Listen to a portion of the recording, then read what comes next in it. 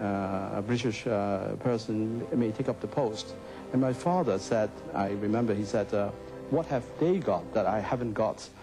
And the answer from one young administrative officer was a pair of blue eyes. Under Hong Kong law, the governor has dictatorial powers. He's the chief executive. He can veto laws passed by the legislature, and he has the final decision on judicial appointments. But the government did adopt a conciliatory policy. 過去呢幾十年嚟呢，佢英國人都較為能夠呢，因應情況嘅變化而作出呢個管治策略上嘅調整。被最明顯一點就係，被66年嘅天津小輪事件之後呢，跟住67年嘅暴動呢，暴露出香港好多社會上不滿嘅現象。咁英國人跟住之後就喺政制上作出多少調整。 就喺呢個即係社會福利上又作出多少建樹。In 1966, the Star Ferry proposed a 10-cent fare hike for its first and second classes. The government agreed to only an extra 5 cents for the first class. LC2, a directly elected urban councillor at the time, opposed the fare rise. A young man named So Xiao-chung rallied behind her and staged a hunger strike in Tsim Sha Tsui. Many other people took up the cause. They held street demonstrations, which later turned into riots. The governor commissioned an inquiry which found a lack of communication between the government and the people. The report also noted that although the riot had nothing to do with racial differences, arousing the people's nationalistic sentiments could seriously undermine the government. In 1966, the Cultural Revolution was wreaking havoc in China. It spilled over into Hong Kong, inciting leftist elements here. In April 1967, a labor dispute in a plastic flower factory in Sun Po Kong became a catalyst for the worst ever riots in Hong Kong.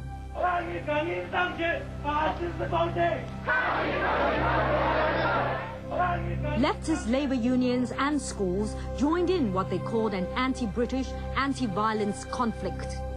They demonstrated in the streets, planting both real and fake bombs everywhere. The police retaliated with frequent raids on labor groups. Only history can judge whether the leftists or the government's actions were excessive. Some long-time Hong Kong residents say they cannot condone assassinations nor bombs. Come on, everybody! It's Hong Kong Festival time! After the riots, the government spent a lot of money and manpower to stage the first Hong Kong Festival. The song and dance extravaganza was seen as a showcase for social stability. The government also turned its attention to developing a youth policy, promoting community activities, and introducing free and compulsory education in primary schools. It also set up district offices in the urban area. Hundreds of thousands of people, very crowded environment. There was no point of contact. And so the district officer system, with its links with local leaders, identifying the local leaders, and then carrying on a dialogue with them about their problems and about our problems. It was introduced into the urban area. Instead of treating people as being medical problems, health problems, fire problems, fire risk problems, education problems, we were treating them as people, really for the first time. With the communist regime in China, the Hong Kong government also had to treat with care the local leftists. After all, Hong Kong's stability was dependent on cooperating with China. Actually, even during the tumultuous Cultural Revolution, China maintained its daily trainloads of food supply to the colony. Materially sufficient, the government could focus on fighting the open corruption eroding the fabric of society. LC2 was seen at the time as a champion of the people. Everything you can think of was corrupt. If you were due to get housing from a demolition of squatter areas, you had to pay somebody in the housing department. If you had a squatter shop and you were due to get a resettlement shop, you had to pay, or they said that you weren't eligible. Elsie wrote countless letters of protest, but they were largely ignored.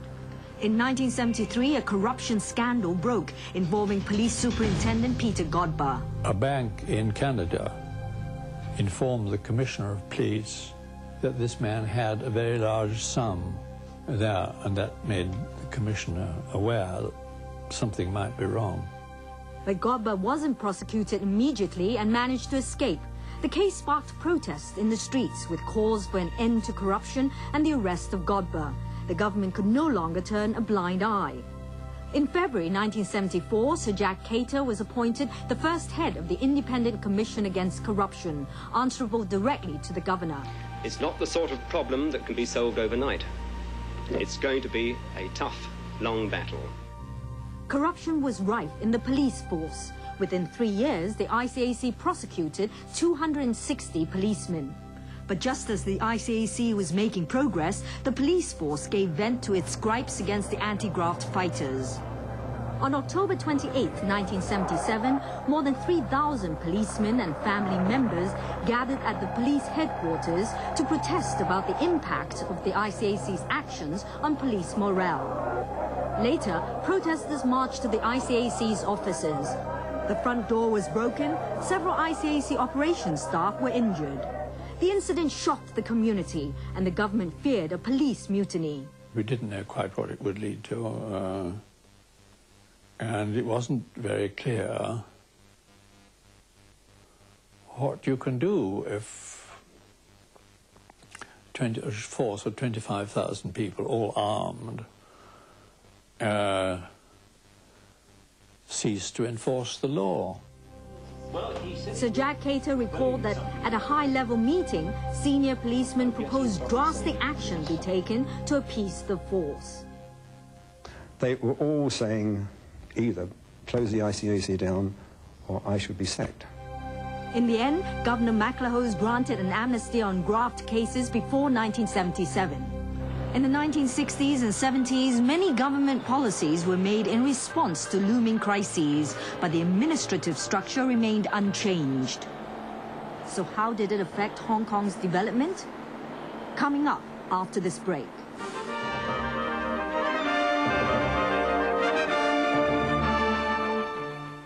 Rarely seen on film and only recently studied by scientists, the Shula forests of India host an incredible variety of animals on its rainforest floors. Venture into India's natural splendor in Shula, India's Jungle of Rain, Thursday at 8:30 p.m.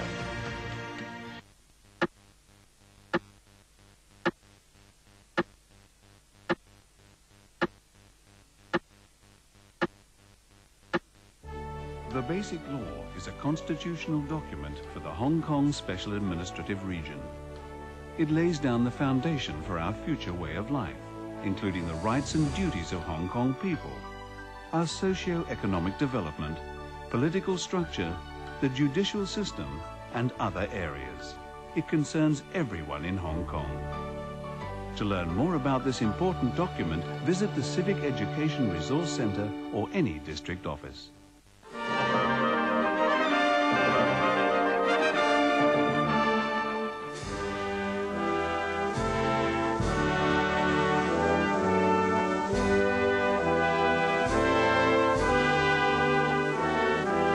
I, Christopher Francis Patton. Hong Kong's governor is the symbol of the Queen's reign. His power is paramount. Hong Kong people have no say on the choice of governors. We treasure this rule because it gives Hong Kong people some kind of asylum so that they can promote their interests within this asylum. But at the same time, being ruled by alien people in a contest, in the international context of anti-colonialism, is always something which is difficult to accept wholeheartedly. By the early 1970s, the post-war generation had grown up, influenced by the Cultural Revolution in China and the anti-establishment tide sweeping the West. Students at the universities began agitating for Chinese to become an official language. They wanted to protect Chinese sovereignty over the Diaoyu Islands, and increasingly, such movements took on an anti-colonial flavor. 好多啲學運分子裏邊咧，其實佢無論佢係咩派別啊，其實大家都好快脆就會得到一個共同嘅結論裏邊。其實香港裏邊之所以出現咁多問題啊，包括經濟上嘅即係社會上嘅問題啊，即係貧富懸殊問題啊、房屋支柱嘅嘢，其實歸根結底啊，都係一個殖民地政權嘅問題。Those movements did not threaten colonial power in any way, but they did show that the new generation born and bred in Hong Kong no longer felt transient. Lai Chak-fun was a student activist. He feels that many people in the post-war generation shared his dilemmas and his gripes. When I was 17 years old, I have to take the identity card. At that time, I was asked to claim myself as a Chinese or as a British. At that time, if you don't claim yourself as a British, you cannot get a British passport in Hong Kong. But I claim myself as a Chinese.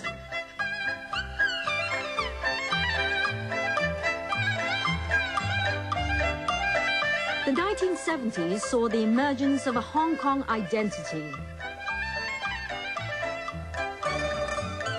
During that decade, under Governor Murray McLehose, Hong Kong built up its infrastructure. The Mass Transit Railway, a cross-harbour tunnel, and a 10-year housing plan. Such developments showed the government was aware of the sense of belonging burgeoning among Hong Kong people and was ready to make long-term plans. But there was little change on the political front. If we'd introduced elections, this would have produced a very serious situation with China, because they would have objected very strongly. But the former chief editor of the Wenwei Bao, Jin Yao-ru, says from 1957 he had to go back to China every year to receive orders.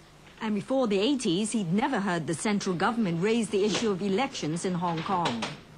当时责任的这些领导有一条，香港内政不予顾问。 唔敢搞民主，英國政府點敢搞民主啊？佢派中國人啊！ But Sir Jack Cater recalled when he was acting governor in 1978, he suggested political reforms, but was vetoed by McLehose as well as by councillors. Lydia Dunn, for example, was very much opposed to it. T.S. Lowe was very much opposed to it. One thought that the communists would take in charge. The other thought that the tribes would take charge, and nonsense like that. Sir Jack believes Beijing might not have objected to elections. And I think that, if it's put to them decently and sensibly and straightforwardly and honestly, I think it would have been acceptable. At the time, all legislators were appointed.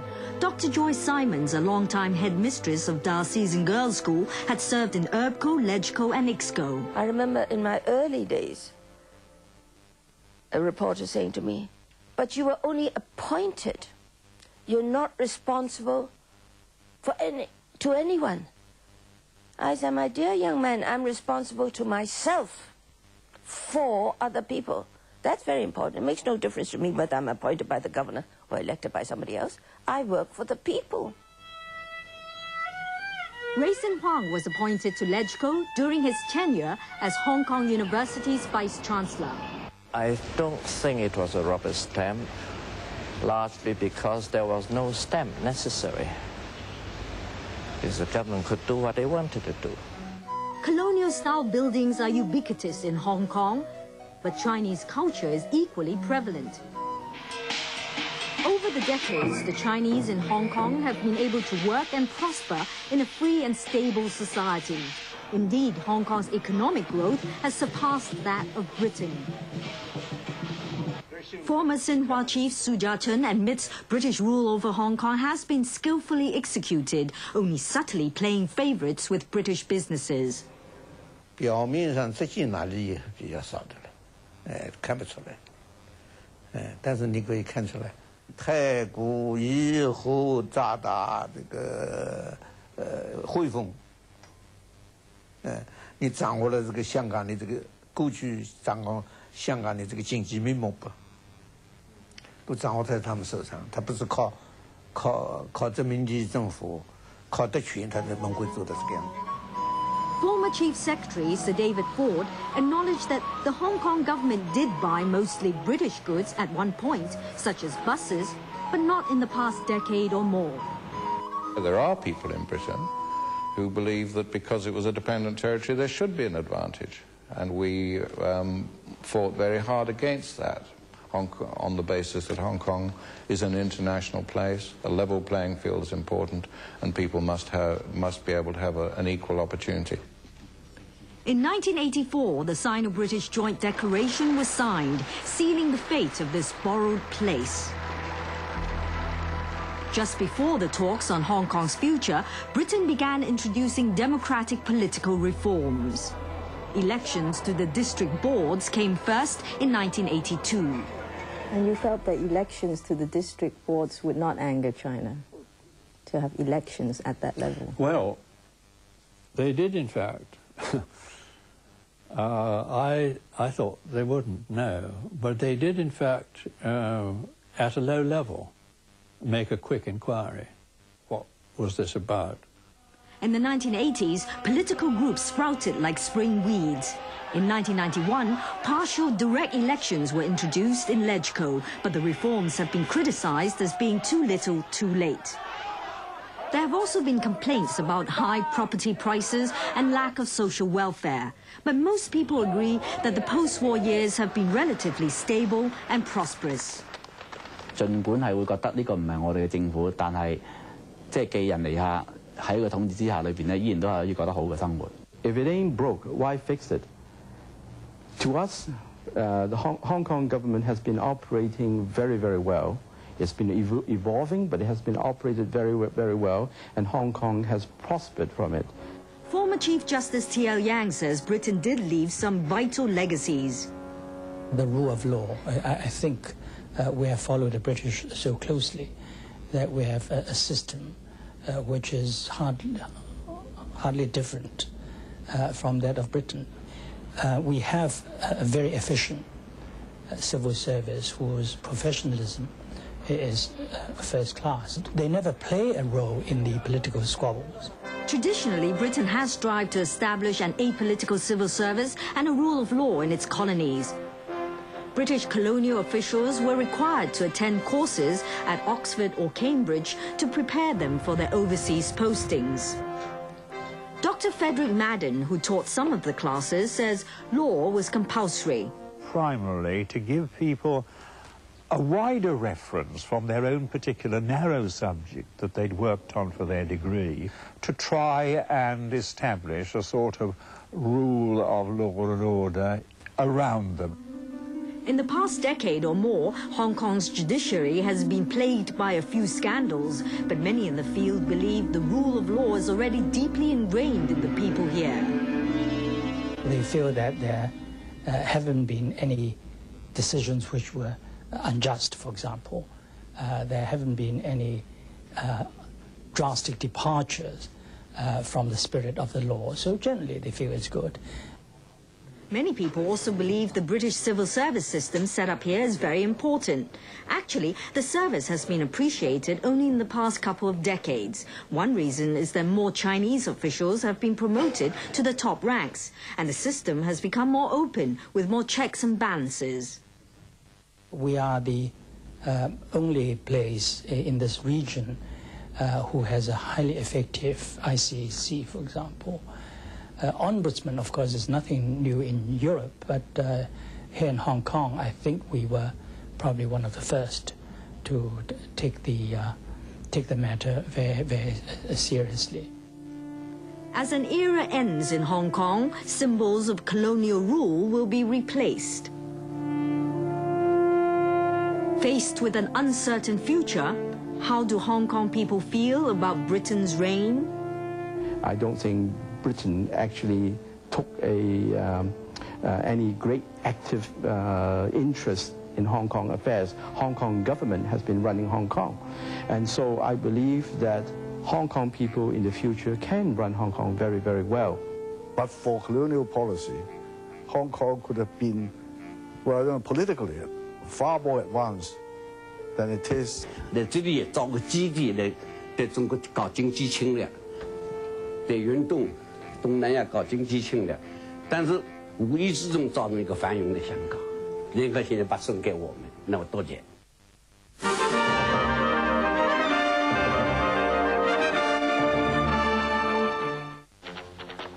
the moment of triumph.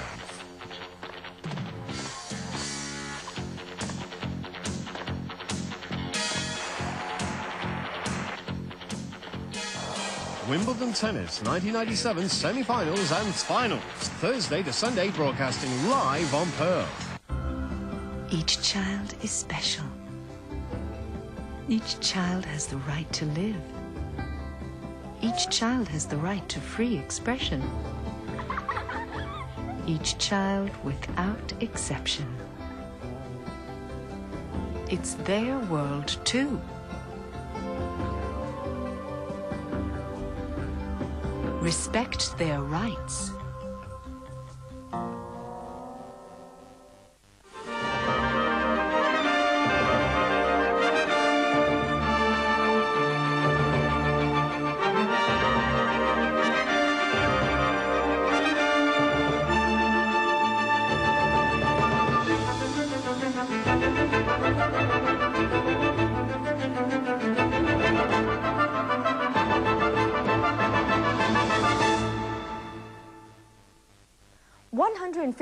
Years of British colonial rule has deeply influenced the people who have made Hong Kong their home. In the early years, there was confrontation between local Chinese and the government. Later, there was acceptance of and participation in the colonial rule. People here became used to the British systems, but they were also made constantly aware of the China factor. So how did the people of Hong Kong adapt to and prosper with this dual identity?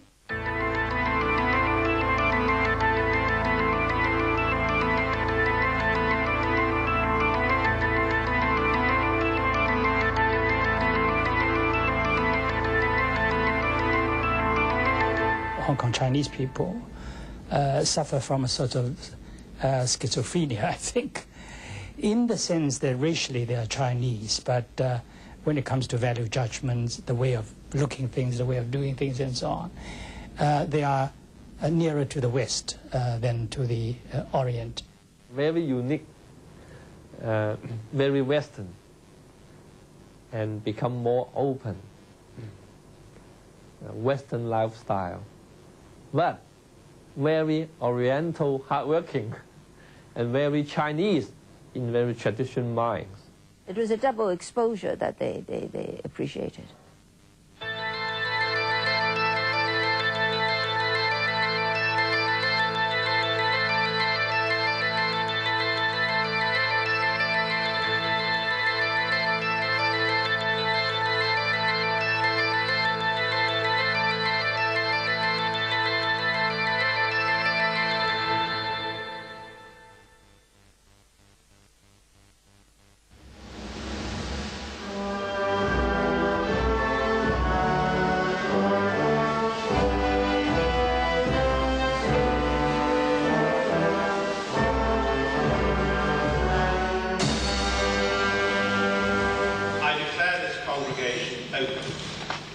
Last time a British governor presided over an award ceremony for honorary degrees at the University of Hong Kong.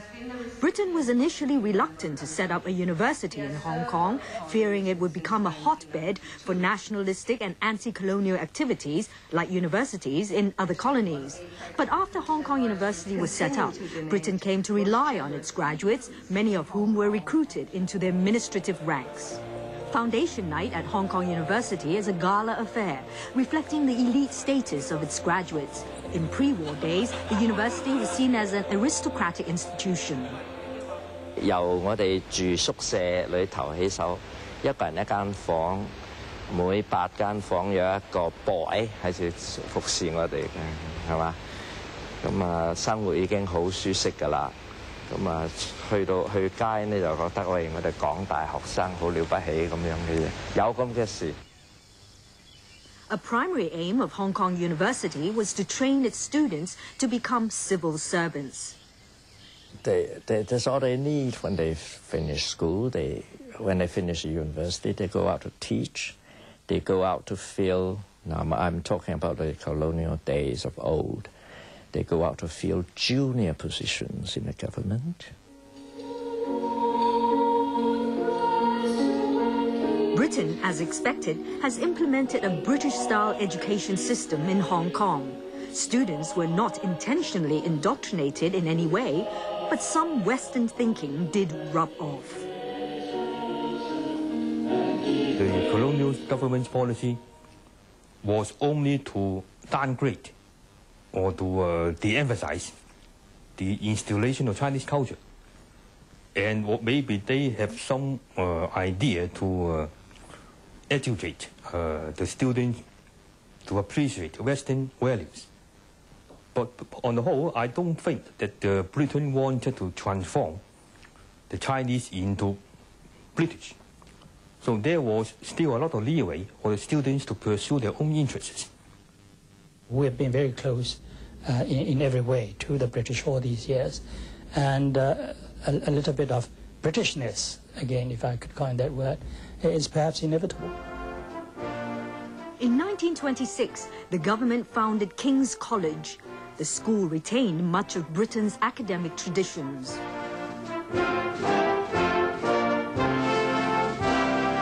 All the red tiles used here were imported from Britain. British-style gardens and fountains graced the campus. In the early days, most of the teachers came from Britain. 13 of the school's 17 principals were British.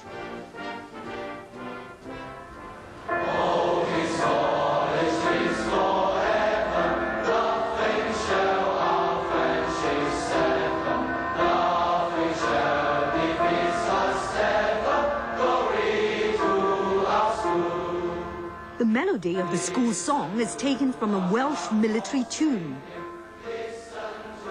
Of course, each school has its own school song. And the orderly lines leading into morning assembly, the sense of discipline and hierarchy are also found in other schools. Lining up to go into a classroom is a matter of format, not exclusive to British-style education. But what does stand out is the way of thinking. We have been educated under a very open-minded system of education so that we can make use of our knowledge to distinguish the right and the wrong of a good or bad government. Under the Hong Kong system of education, the student had more contact with the westernized countries' development. For the past few decades, the majority of students in Hong Kong has been taught in English. Their studies mostly based on Western knowledge and culture. How about is there anything related to the Greek and the Roman civilization? The history curriculum aims to broaden students' views of the world. In junior secondary school, history classes start with the dawn of European civilization. Hong Kong's own history is hardly mentioned, and the students seem to think this is reasonable and natural. 或者香港可能細咧，所以冇乜歷史讀咯。即係我哋喺香港居住，我哋比較了解佢。如果即係唔需要再喺堂上再即係咁多，即係學咁多。但係你係咪真係都識香港嘅歷史先？你講我，你問我，你問我，我答你。香港幾時開埠啊？你講唔知幾時發生啦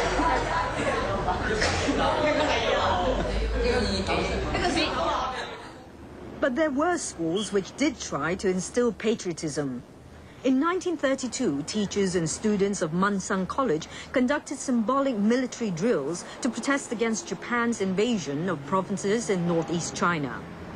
When Manchuria, northeast provinces, were invaded by Japanese, that was 1931, our school began to have military drills for the students. We used to, after leaving school at 4, we'd go to the playground, dress up uniforms and start parading, start marching around. And we were even given wooden guns, whatever. But this act of patriotism was banned by the government. After a few weeks of that, because this was organized by our teachers, we were again stopped by the police. In 1952, the government amended the Education Ordinance to make the use or display in schools of salutes, songs, dances, slogans, uniforms, flags or symbols with political association unlawful. This professor says penalties could be severe. And in a few cases, especially leftist schools, were closed down and the teachers deregistered, sometimes the principals or supervisors deported. And so it could be as strong as that. In 1957, Do Bak Phui, the principal of the pro-Beijing Pui Kiu Middle School, was deported from Hong Kong after politically provocative books were found in the school. Our headmaster is driven away Hong Kong by the Hong Kong British government, by the political department. The reason is we got some book in the library. Actually, the books you can buy on the street. The book, the content of the book is some articles written by the Red Army through the Long March. The political climate changed in the 80s. The Education Ordinance still regulated activities of a clearly biased political nature in schools.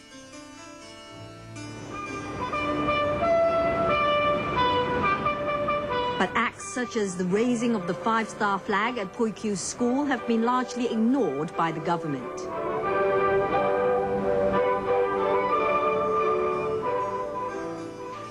Most students in Hong Kong did not study political subjects.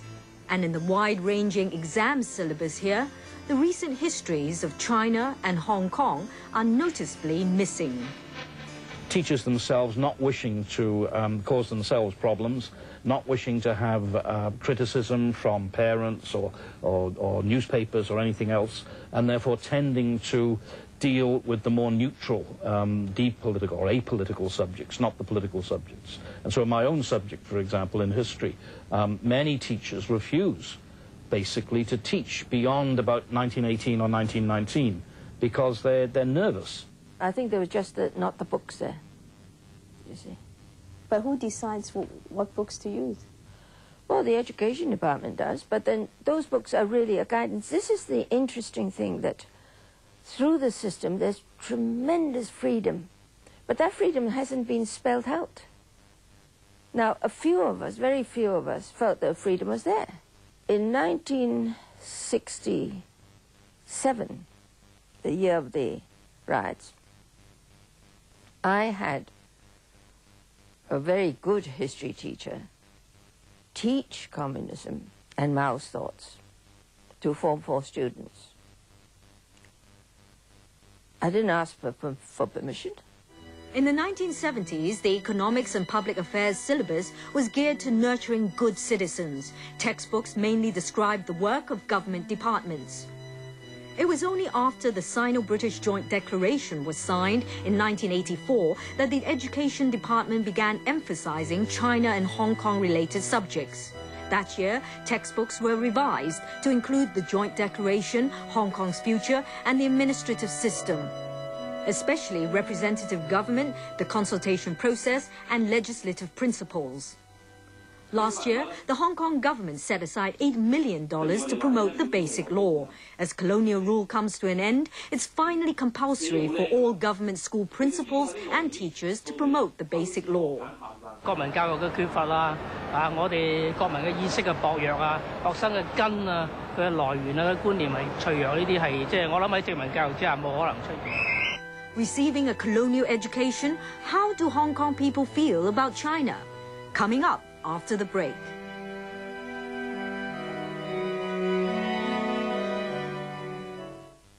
The clock is ticking as those fearless enchanters struggle laboriously to free themselves before they drown, suffocate, or collide with the Earth at terminal velocity.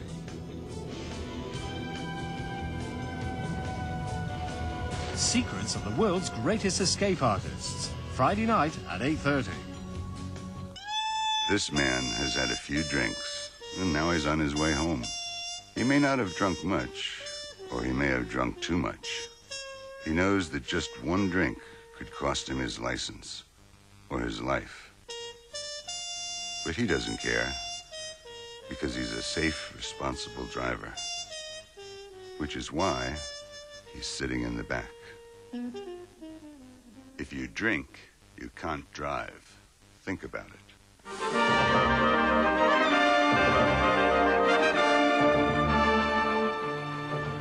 More than 50,000 people joined in the candlelight vigil at Victoria Park this year to mark the 8th anniversary of the June 4th crackdown. This year, we are going to see the handover of Hong Kong to the Chinese government. So I would like to come here and be a witness. And I think people in Hong Kong must stand up peacefully and within the law and say that we need democracy.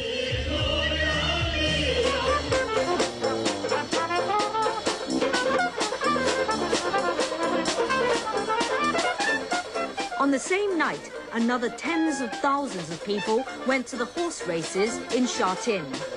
You can place $10 bet. You get your result right away, 5 minutes later. You don't get your result in this political demonstration. 六四唔啱我哋嘅，我哋要繁榮穩定，最緊要馬照跑。I will spend most of my time in racing. I enjoy it very much.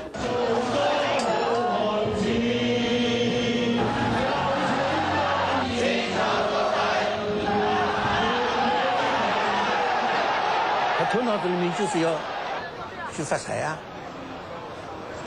通过跑马来发财，这个东西就把人们这个意志就吸引到这方面去，又好玩又可以发财，又有希望，对不对？他对这个对他这个政府在这方面就比较满意了。In the 1950s, hordes of mainlanders sought refuge in Hong Kong. For most, life was harsh as the government provided little assistance. The imperial governments, if you like, the governments of the nation states who have been expanding into territory elsewhere, have always tried to make people pay for the privilege of being governed by somebody else. In Hong Kong's case, of course, is a prime example of a territory which has been very well run in terms of its financial stability and prosperity, and has never been a burden on the British taxpayer for a very long time.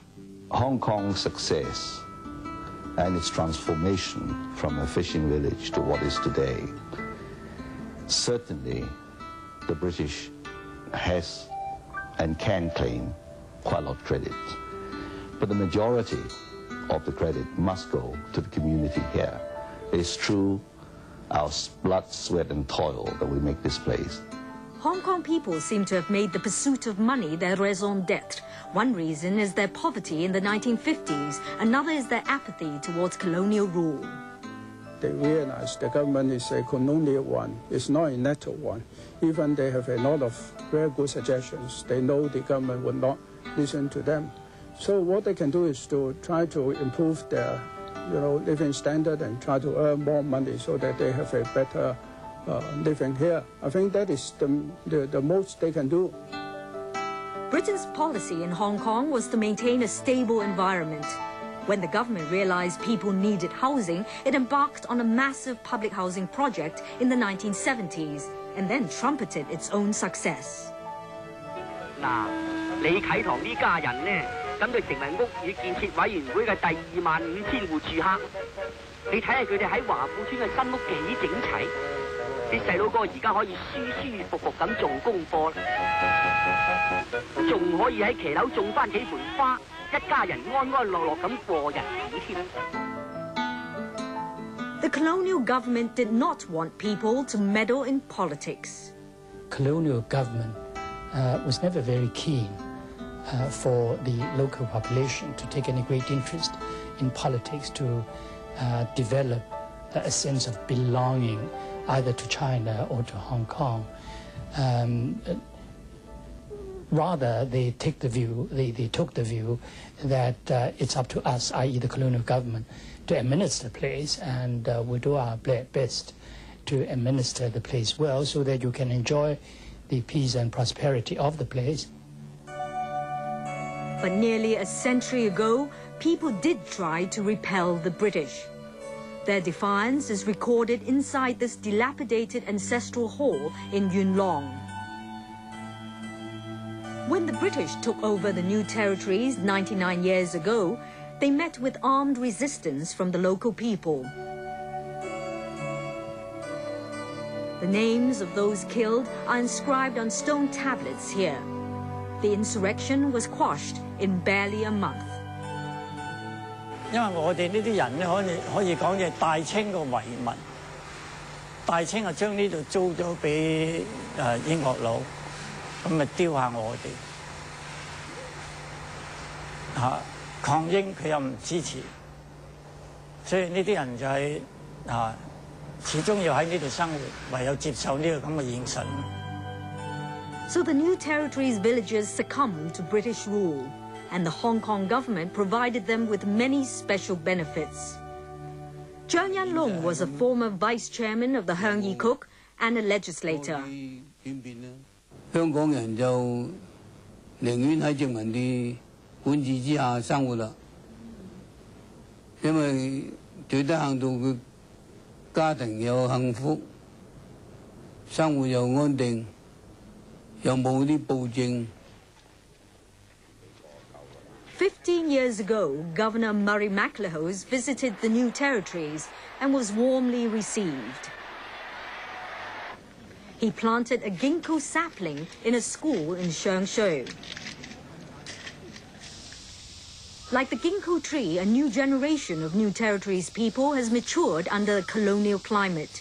And many in this new generation did not know their ancestors had resisted British invasion. In fact, some identify with the British.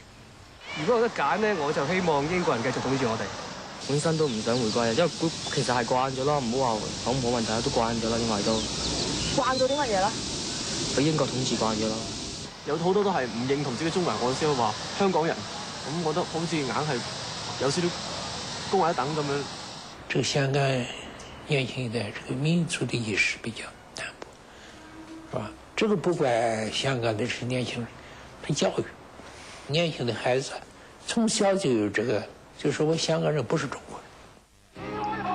Political marches have been on the rise.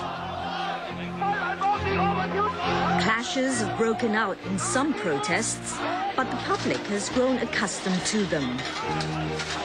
Political demonstrations started gaining momentum in the 1980s and have become a part of Hong Kong life. Even the police keep the way open for protesters. But similar demonstrations over the Diaoyu Islands in the 1970s were suppressed. While some people are taking to the streets in all manner of political protests, there's still a silent majority in Hong Kong. I have no interest in political things. Because I have been traveling quite a lot, you know, so I really don't have the time, you know, so besides I have to look after my kids. Politics is not Hong Kong people's concern. Their all concern is their daily life. If they have good income, good life, they will forget about politics. The pro-democracy movement in China in 1989 had a great impact on Hong Kong. It brought out Hong Kong people's deep-seated concerns about changes occurring in China.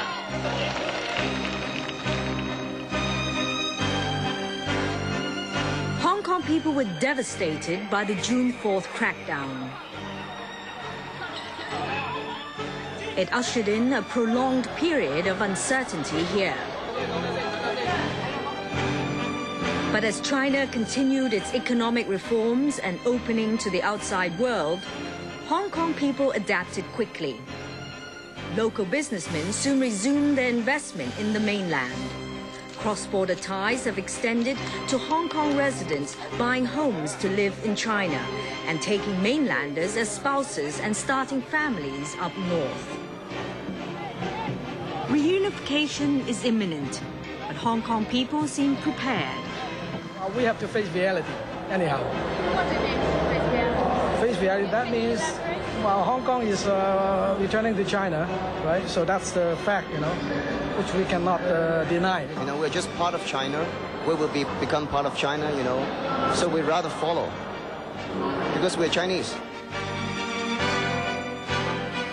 With 156 years under colonial rule, Hong Kong people have become adept at being resilient to change.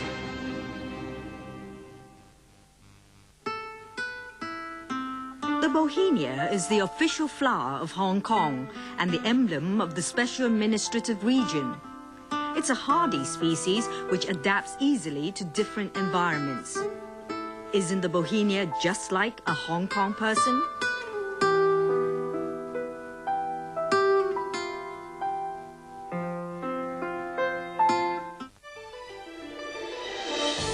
And come up next in our programme lineup here on Pearl, stay with us for Handover Countdown, British Withdrawal.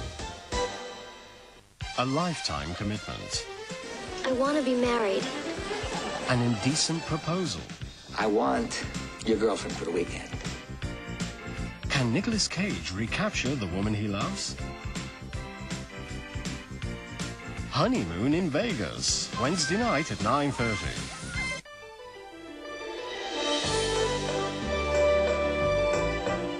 This is TVB Pearl.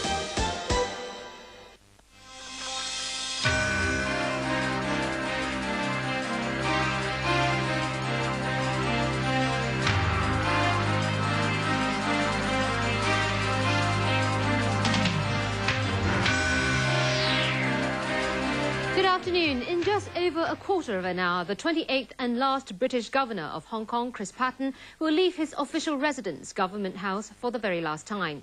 He will be on his way to the British farewell ceremony at the Prince of Wales Barracks, the headquarters of the British military here in Hong Kong. Then this evening, Chris Patten will attend the handover ceremony at the Convention and Exhibition Centre, when sovereignty over Hong Kong will be officially transferred from Britain to China at the end of 1.5 centuries of British rule here. Standing by at Government House now is Ray Rudowski. Ray? Apparently, he's not standing by at Government House. We will now talk about the profile of the last governor, Chris Patten. He arrived here in Hong Kong in 1992 as the last governor. At the time, one British magazine, The Spectator, depicted the governor as a colonialist being sent onto a sinking ship. During his 5 years of governorship, Chris Patten has been described as St. George in a fight with a Chinese dragon and the sinner of the millennium in the history of Hong Kong. Let's take a look now back at the ups and downs during Chris Patten's governorship. The private office? Oh, I think we achieved plenty. First of all, we gave Hong Kong fair elections and we established benchmarks. People in Hong Kong now know the difference between a fair election and one which is, shall we say, less fair. We also put in place protections for our civil liberties. He would no doubt appreciate the importance of having councillors who have the mandate of the people, and so he would be in a better position than the outgoing governor, who is a diplomat, to appreciate the value of cooperating with the democratically elected members of the Legislative Council. I mean, the key criteria is that he's got the leadership skills, he's got the political skills, he's clearly an experienced negotiator. He has been here before. He's not an expert on Hong Kong, but I don't think to be an expert on Hong Kong is the key criteria. We are glad that the uncertainty of Lord Wilson's successor is now over. We hope Mr. Patten will do his best for the interest of Hong Kong.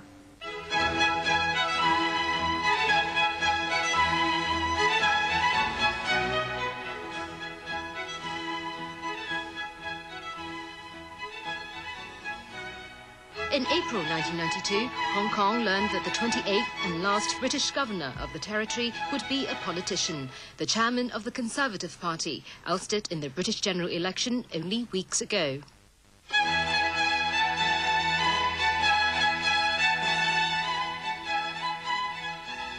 Unlike his predecessors, Chris Patten was not a diplomat, neither did he have a civil service nor a military background. He had been to Hong Kong a couple of times as a visiting member of Parliament, but otherwise there was no proof that the new governor had any knowledge or experience of Hong Kong and, more important, of China. I think that some people will find me firm but courteous, and I shall certainly always have at the top of my agenda the interests of Hong Kong, and we all know, not least the people of Hong Kong, that it is in their interest that we should have a good, constructive relationship with the PRC, a relationship, I hope, in time, always infused with a certain generosity of spirit.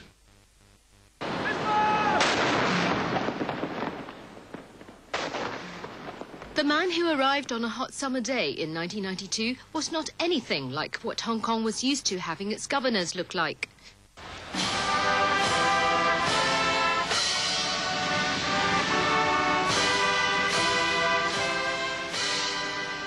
Chris Patten had done away with a lot of the ceremonial pomp of past colonial governors. With him were his wife Lavender and his teenage daughters. The girls later caught the attention of the Hong Kong entertainment press. I, Christopher Francis Patten, swear that I will well and truly serve. Swear that I will well and truly serve. Her Majesty Queen Elizabeth II. Her Majesty Queen Elizabeth II. In the office of Governor of Hong Kong. In the office of Governor of Hong Kong. What then followed was a frenzy of media coverage.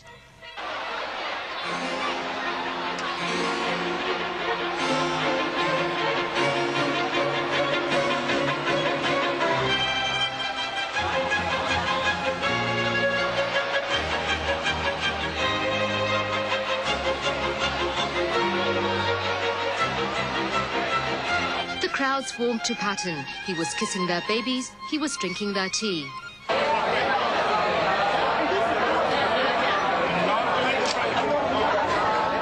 The governor was often seen tucking into local delicacies on his walkabouts. He soon became affectionately known as Fat Pang. Restaurants would advertise themselves as Fat Pang's favorite eat-outs. It would make me even more Fat Pang. But soon, the chubbiness got the better of him.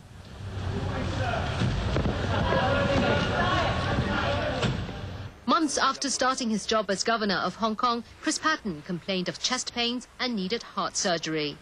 We've seen, look at all his other arteries in the coronary vessel, and those that are constricted has been dilated, right? So re-stenosis usually in the same site, and we will be watching out for that. One may need, for some people, they may need it again.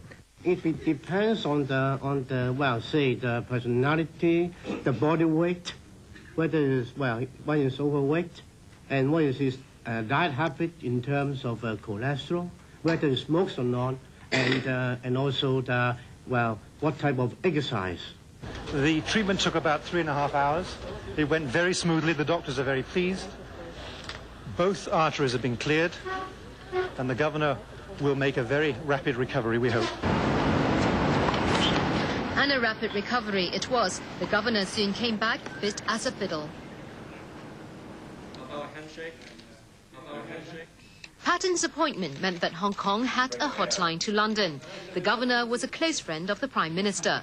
Some legislators were hoping their pleas for greater guarantees on the future of the territory would then be heard. First, it would give every single worker in Hong Kong the opportunity to elect to the Legislative Council a member to represent him or her at the workplace. Secondly, by encompassing all occupations, we will ensure broad representation in the Legislative Council. In October, Chris Patten revealed what was up his sleeves, a constitutional reform package which would effectively broaden Hong Kong's democratic franchise. For such an important constitutional package, because of such violent objections from China, we believe the only way to go forward is for all the people of Hong Kong to be consulted. Anyone who has political ambition, who wants to stay in the political arena, would want to stay in Legislative Council. Then came the real test, whether the governor could deal with China. On arrival in the Chinese capital, the body language between the governor and Chinese officials was already uncomfortable.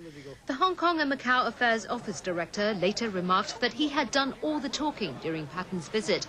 The governor of Hong Kong was determined to stick to his guns to introduce greater democracy.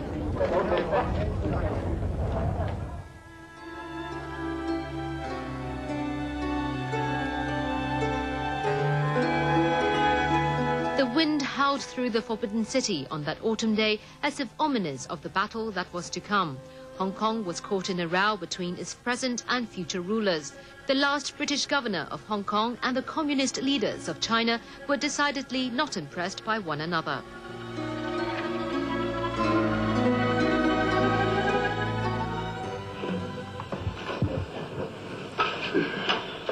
After a lot of wrangling, Britain and China finally agreed to open talks on how Hong Kong should run its elections.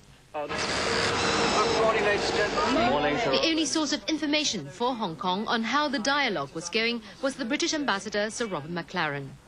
I don't think I've got anything to add to what the governor has said in Hong Kong about that. But he let on little. Meanwhile, animosity between Patton and Beijing got worse and worse. 彭定康先生将来历史上要成为香港的千古罪人。 PRC has other words which have been used about me.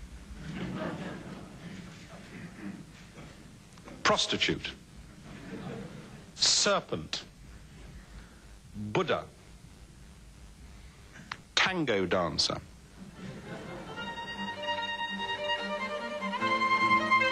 The governor travelled the world to talk about his intentions for Hong Kong. Beijing accused him of internationalizing a bilateral issue. Soon, spring turned to autumn, and autumn to winter. 17 rounds later, the talks ended with no achievement. What I refused to do was to connive at arrangements which would have meant that it was Britain that was putting its stamp on a retreat from the joint declaration. That would have been intolerable and that would have been dishonourable. In Hong Kong, the opinion polls were still on Patton's side, but movements of the Hang Seng Index were less favourable. Disregarding Beijing's disapproval, Chris Patten pushed through his own set of reforms. That culminated in a direct election in 1995 and a landslide victory for the Democrats. From then on, the governor's message was that he would assume a lower profile than he had done. There was still the everyday running of Hong Kong. The territory had to prepare for the handover to China. Soon, one by one, senior expatriate government secretaries were replaced by local officers. Health services issues. The governor tried to show that the remaining days of British rule in Hong Kong would not be affected by China's woes. He continued to display that he's a man with a common touch. But China never quite recovered from its vendetta against Patton.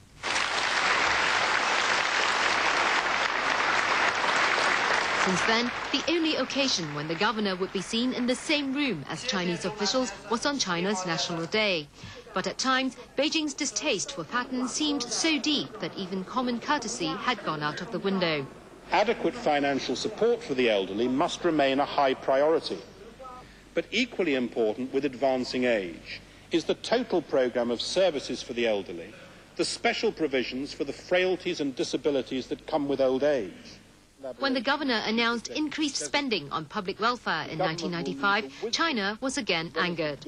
照这个速度往前开，不用多少年，肯定车毁人亡。 But in Hong Kong, the demands for better welfare, better housing were loud. At one point, when the governor visited a temporary housing area, people living there presented him a rat to show the appalling conditions they were living in. We've started to develop more substantially Hong Kong's welfare and education and social policies, so much so that a couple of years ago I found myself being criticised for being a socialist. by members of the Communist Party, which I thought was quite amusing at the time.